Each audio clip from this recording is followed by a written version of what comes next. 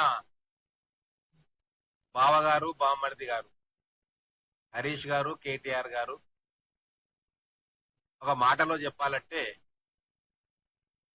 అన్ని వదిలేసి మాట్లాడుతూ ఉన్నారు. అంటే బరితెగించి మాట్లాడుతూ ఉన్నారని ఇష్టం లేకున్నా నేను చెప్పాల్సి వస్తా ఉంది. ఎందుకు ఈ మాట అంటున్నానంటే కాంగ్రెస్ ప్రభుత్వము ఏ మంచి పని చేస్తా ఉన్నా ప్రజలకు ఆ మేలు అందుతా ఉంటే ఇమ్మీడియట్ గా వచ్చి మీడియాలో పేపర్లో ఆ పని మీద విషం జిమ్మాలి. తెలంగాణ ప్రజల మనస్సులో విషబీజాలు నాటాలి. వాళ్ళు ఎన్ని పనులు చేసినా మొన్న వచ్చిన రిజల్ట్ వాళ్ళు పనికిరారు తెలంగాణలో రాజకీయం చేయనీకని తేలిపోయింది. నిన్న హరీష్ రావు గారి మాటలు కావచ్చు, ఈ రోజు కేటీఆర్ గారి మాటలు కావచ్చు వింటే నిజంగా వాళ్ళు ఫ్రస్ట్రేషన్ లో కొట్టుమిట్టాడుతున్నారన్న విషయం చాలా స్పష్టంగా అర్థమవుతా ఉంది. సంయమనం లేదు. రాజకీయంగా ఏం మాట్లాడాలా, ఎందుకు మాట్లాడాలా, ప్రజలు దాన్ని రిసీవ్ చేసుకుంటారా లేదా అని ఏమీ లేదు.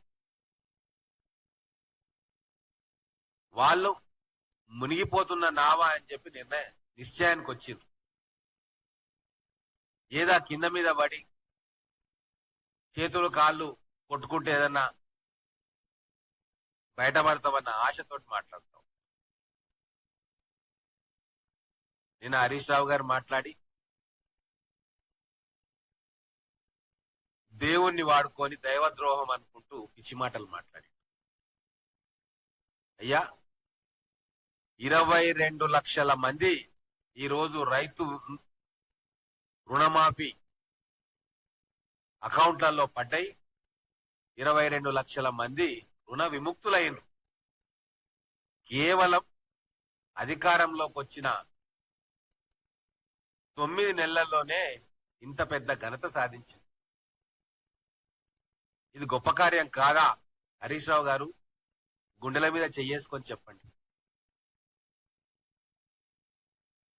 దేవుని దగ్గర శిక్ష పడేదంటే అది కల్వకుట్ల కుటుంబానికి, హరీష్ రావు గారికి, కేటీఆర్ గారికి, కవిత గారికి, సంతోష్ గారికి, మొత్తం ఆ కుటుంబంలో ఉన్న వ్యక్తులందరికీ కూడా నరకంలో శిక్షలు పడతాయి. అప్పుడెప్పుడో అపరిచితుడు అనే సినిమా వస్తే దాంట్లో ఏమేం శిక్షలు పడతాయి నరకంలో అని చూసినాం.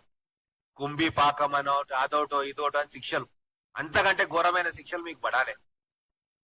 ఎందుకు అంటే తెలంగాణ ప్రజలకు అబద్ధాలు చెప్పిండ్రు. మీరు కిరోసిన్ పోసుకున్నట్టు నీళ్లు పోసుకొని అగ్గిపెట్ట లేకుండా డ్రామా చేస్తే 1200 మంది యువకులు ఆత్మ బలిదానం చేసుకున్నారు. వాళ్ళ త్యాగాల మీద తెలంగాణ వస్తే మీరు కుర్చీలెక్కి స్లిప్పర్ల మీద తిరిగేటోళ్ళు, మెర్సిడీస్ బెంజులు, డైరీ ఫాములు, ఇన్ఫ్రాస్ట్రక్చర్ కంపెనీలు, దేశ విదేశాల్లో అకౌంట్లలో డబ్బులు, ఇవన్నీ కూడా మీరు కూడగట్టుకున్నారు. ఆ 1200 మంది బలిదానాలకు మీకు శిక్ష పడుతుంది. ఖచ్చితంగా ఆ దేవుని ఆగ్రహజ్వాలలు ఖచ్చితంగా మీ కుటుంబం మీద ఉంటాయి. మీరు దేవుని గురించి మాట్లాడదు, పాపాల గురించి మాట్లాడదు. దళితుని ముఖ్యమంత్రి చేస్తా అని చెప్పినాం. మరి అది నిట్ట నిలువున దళిత వర్గాలను, ఎస్సీ ఎస్టీ బీసీ వర్గాలను మోసం చేసినట్టు కాదా? మరి దానికి నీకు ఏం శిక్ష పడాలి? వాళ్ళను విద్యకు దూరం చేసిన ఈ 10 సంవత్సరాలు మీరు పాఠశాలల పరిస్థితి అధ్వానంగా తయారైంది. హాస్టళ్లకు భవనాలు లేవు. మొత్తం తెలంగాణ బడ్జెట్ అంతా దొంగ ప్రాజెక్టుల పేరు మీద మొత్తం దోచుకొని తిన్నావు. కోట్ల మంది తెలంగాణ ప్రజలను బాధలు పెట్టినావు. మరి వీటికి శిక్ష పడాలి కదా? నిజంగా దేవుడు అనేవాడు ఉంటే వీటన్నిటికీ కూడా మీకు శిక్షించాలి, శిక్షిస్తాడు.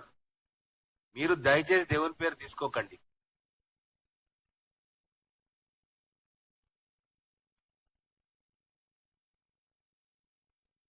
కేటీఆర్ గారి మాటలైతే ఆయన విదేశాల్లో చదువుకున్నాడట. ఏం చదువుకున్నాడు? ఊ అంటే కామెడీ అనుకుంటున్నాడు మొత్తం రాజకీయం అంటే. అసెంబ్లీలా కామెడీ అనుకుంటున్నాడు. పిచ్చి మాటలు మాట్లాడతాడు అసెంబ్లీలా, బయట పిచ్చి మాటలు మాట్లాడతాడు. ఆడవాళ్ళ మీద ఏం కామెంట్లు చేస్తున్నాడు? సోయుండి మాట్లాడుతున్నారా కేటీఆర్ గారు? సంస్కారం నేర్పలేదా మీకు? ఆంధ్ర చదువుకున్నంత మాత్రాన ఆంధ్ర సంస్కృతిని వంట పట్టించుకొని రికార్డింగ్ డాన్సుల గురించి మాట్లాడతావా? తెలంగాణ సంస్కృతిలో ఈ రికార్డింగ్ డాన్సులు అవి లేవు. ఉంటే బతుకమ్మ ఆట పాట కొల్లాటాలు ఉంటాయి. నీకు తెలంగాణ సంస్కృతి నీకేం తెలుసు?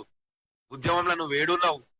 మీ నాయన గారు కేంద్ర మంత్రి అయిన తర్వాత ఇంపోర్ట్ అయినావు తెలంగాణకు, నాయకుడు అయినావు. ఎవరో తయారు చేసుకున్న కుర్చీ సిరిసిల్ల సీటు గుంజుకొని బోటాబోటి 120-130 ఓట్లతో ఆ రోజు గెలుచుకున్నావు. ఆ తర్వాత అధికారంలోకి వచ్చినాక మళ్ళా ఎమ్మెల్యేగా గెలిచినావు. దానికే నాకు ఇంత పొడుగు సీనియారిటీ ఉందని చెప్తావు. మీకు గాని హరీష్ రావు గారికి గాని నిజంగా మీరు నాయకులై ప్రజానాయకులు అయ్యుంటే బయటికి నియోజకవర్గాల్లో వచ్చి మీరు పోటీ చేస్తే మీకు తెలిసేది. సిద్దిపేట సిరిసిల్ల కాకుండా మీరు బయటకు వచ్చి పోటీ చేసినుంటే మీకు ఎన్ని ఓట్లు వస్తాయి, ఎంత మెజారిటీ వస్తుండే ఈ ఎన్నికలల్లా తెలిసేది. ఎవరో పుట్టలు పెడితే దాంట్లో దూరిర్రు మీరు.